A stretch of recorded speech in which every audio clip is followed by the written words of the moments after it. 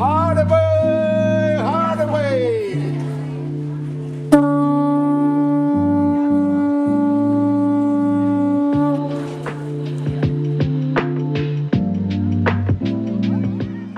Le Festival de l'eau à Bora Bora, c'est une journée qu'on a innovée, qui fait suite d'ailleurs à la Journée mondiale de l'eau, qui a eu lieu il y a à peu près un mois.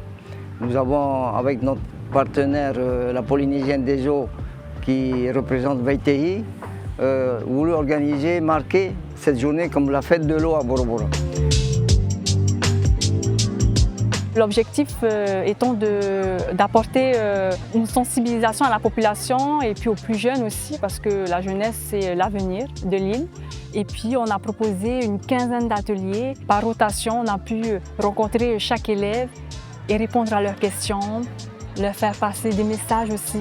On a eu un atelier sur les éco-gestes pour apprendre à économiser, à préserver cette ressource en eau qui est précieuse ici à Bora Bora, parce que c'est vrai qu'ici, la ressource en eau, elle est rare. Avec le développement, l'augmentation de la population, il ne faut pas oublier, il y a 30 ans, on n'était que 3500 habitants. Aujourd'hui, on est près de 11 000.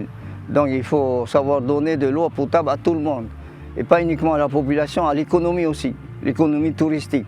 Les hôtels aussi ont besoin d'eau, les restaurants, toutes les activités touristiques. Bora Bora, c'est la seule île en Polynésie française à combiner 18 forages. Les deux usines d'osmose inverse, on arrive à produire 3700 m3 d'eau par jour.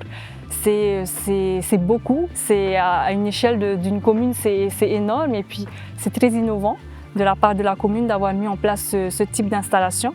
C'était pratiquement un pari impossible il y a 36 ans. Tout le monde disait impossible de donner de l'eau potable courante à toute la population, tellement on ne trouvait pas la solution.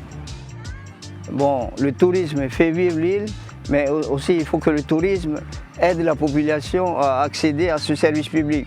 Il y a l'eau, il y a l'assainissement, il y a les déchets, tout.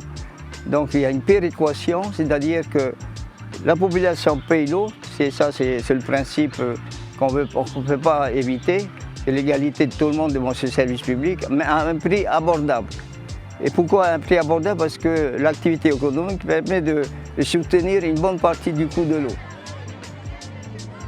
VTI, c'est une histoire, hein, parce que VTI, c'est d'ailleurs moi qui ai proposé ce nom à la société VTI. C'est un lieu dit, un lieu où il y avait une source. Et voilà, donc VTI rappelle le retour à la source, à la terre, à cette terre nourricière qu'est notre Bora Bora.